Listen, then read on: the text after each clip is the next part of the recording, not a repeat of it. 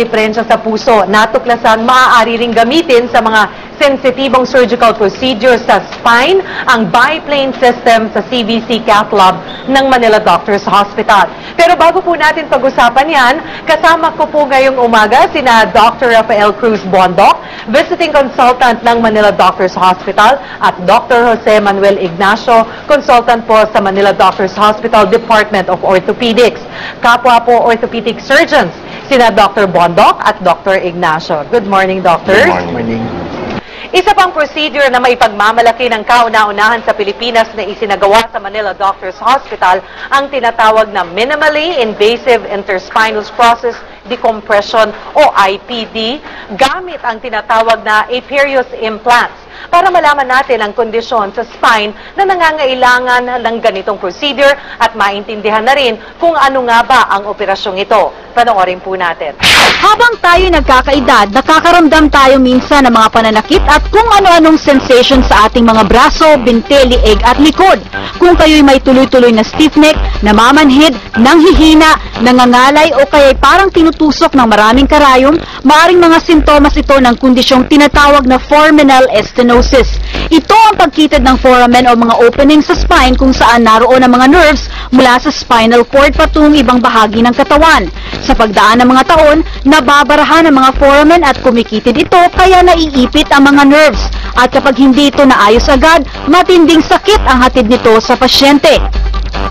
Sabi ng mga eksperto, 8 sa bawat 10 may ganitong kondisyon ay naisasaayos naman ang ordinaryong treatment. Pero sadyang may kailangan talagang operahan. Sa conventional na surgery, malaking hiwa sa leeg ang kailangan gawin. Kukuha rin ng maliit na buto sa tadyang na gagawing kalso sa mga nagdidikit sa buto. Imagine mo, ang hiwa ay dito, yung lalamunan, daan ng hangin at daan ng pagkain tao ay i-retract namin dito sa gawing ito. At yung mga ugat dito, yung mga carotids, yung mga jugulars na nagsumpay na natin, ihahawi namin dito. Tapos pupunta kami sa buto dito. Matapos ang operasyon, aabuti ng 1 linggo pa ang pasyente sa ospital. Pero kamakailan lang, nadiskubre ng mga orthopedic surgeons sa Amerika na maaari na maging minimally invasive ang proseso. Gagawa lang na maliit na hiwa sa skin dito sa likod, siguro mga 1 centimeter lang. Tapos from there, ipapasok na yung maliit na implant na yun, ita-target na yun dito sa facet joint na tinatawag.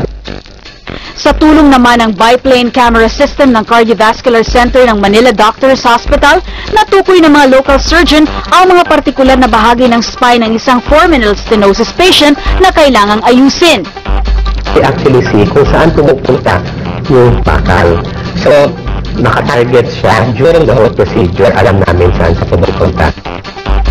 4 na Pilipinong pasyente ang matagumpay na naoperahan nito lamang nakalipas na linggo. Di tulad ng dati, magiging outpatient procedure na lamang ito. Dr. Bondoc and Dr. Ignacio, mas pag-usapan po natin in details itong procedure na IPD. First, sino po ba ang mga kandidato or pwedeng sumailalim sa ganitong procedure? Most of it has something to do with yung pag tayo'y tumatanda at saka nagwe-wear and tear yung ating likod, nag-uumpisang mag-degenerate na tinatawag. Di-degenerate yung spine. Tapos, kung titingnan natin, ito yung ating spine, ito yung sample niya. Tapos meron tayong parang mga hollow blocks na patong-patong. In between sa kanila, meron yung parang shock absorber or bushing, Ito yung tinatawag na discs. Ang itsura ng disc sa loob, parang meron siyang gelatin doon sa loob. Tapos, ito ay napapaligiran ng mga fibers. Kung titingnan ninyo yung mga gulong ng sasakyan, yung mga truck na napuputpod, may mga fibers, radial fibers doon.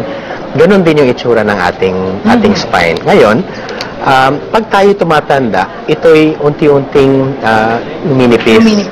Pag ito naman ay maging manipis, ang nangyayari ron sa likod natin, yung mga ugat na kagaya nitong kulay dilaw, naiipit sila. Okay. And yun yung tinatawag na spinal stenosis.